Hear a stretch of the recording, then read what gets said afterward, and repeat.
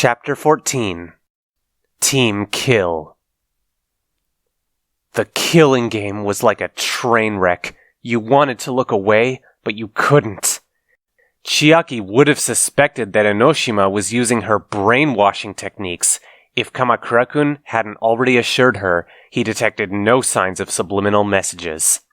She had, he suspected, grown bored of and discarded them. No, it was her sheer desire to know her underclassmen would be alright that kept her watching. Enoshima's next motive was threatening to spill their deepest secrets to the world, and Chiaki's hands balled into fists, red-hot rage flaring. She didn't doubt that the model had coaxed those secrets out of her classmates during their 2 years together just for this purpose.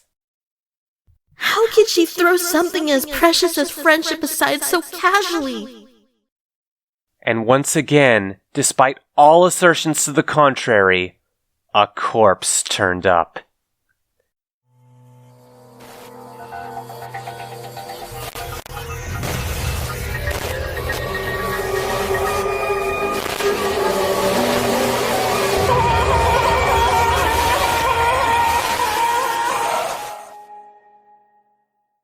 She didn't know who could have killed someone as sweet as Fujisaki-san in such a cruel manner.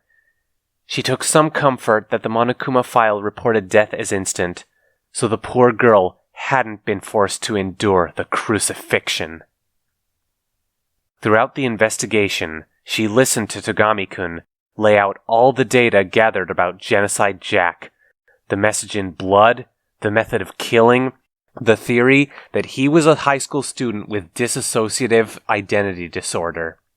He clearly suspected Jack was responsible for this murder, which meant Hope's Peak had willingly let a serial killer in. Chiaki couldn't find it in her to be dismayed. She was just angry. Angry that the academy she'd so loved had proven itself to be so rotten to the core. Something like this didn't surprise her.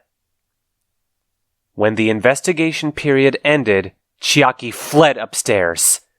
She'd wanted to watch the trial, for support if nothing else, but remembering the panic that had seized her upon seeing the elevator, she knew she wouldn't be able to watch them actually arrive. So instead, she waited in her room until Kamakura-kun came up and told her they'd left the elevator behind. Returning downstairs, she took in the sight of the room with disturbed curiosity.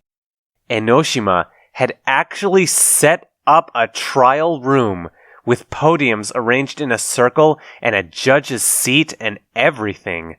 Among the podiums were portraits of the deceased, large red X's, which she hoped wasn't blood, slashed over their faces. It was, she realized as Naegi-kun shuffled to his place, trying not to meet any of the painted gazes, just another way to make the students uncomfortable and depressed. The trial, she thought as she watched it unfold, went about as well as could be expected of high school students. Which was to say, not very well. It was nothing like the structured trials of Ace Attorney, where evidence was presented and dissected in an orderly fashion.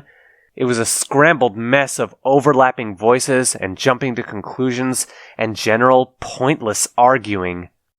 Only Naegi-kun, Kirigiri-san, and Togami-kun seemed able to steer it in any one direction, and with their guidance, progress was gradually made. She felt so bad for poor Fukawa-san having her secret outed like that, unnerved when Genocide-san made her appearance, scissors sniping away and tongue waggling, shocked when Fujisaki-san turned out to be Fujisaki-kun, and then furious when Togami-kun claimed to have altered the crime scene. Why would you do that, you idiot? She yelled at the screen. You put everyone's lives at risk. Most likely, he had a failsafe in place for a worst-case scenario. Kamakura-kun droned in his soft voice. Some decisive evidence to oust the culprit. Togami is not a suicidal person. Even so, just why? If he already knew who the culprit was, he would have found this case boring. Ergo, I calculate the most likely reason to have been making it more interesting. Understandable, if a pointless endeavor when he knew the end result. Incredulity welled up in her. But they're his friends! No, they are not. They are individuals who, as far as he knows, he has been acquainted with only recently. He has no emotional attachment to them, and ergo, no need to be concerned about their well-being. That's still not a good enough reason to put people in danger. He gave her a hard stare. It was enough for me.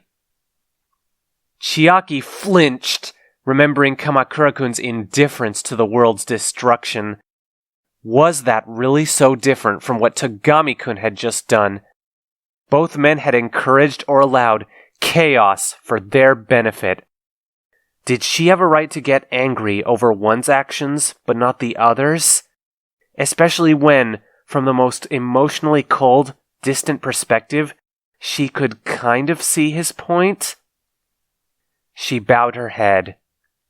Sorry. Kamakura-kun was silent.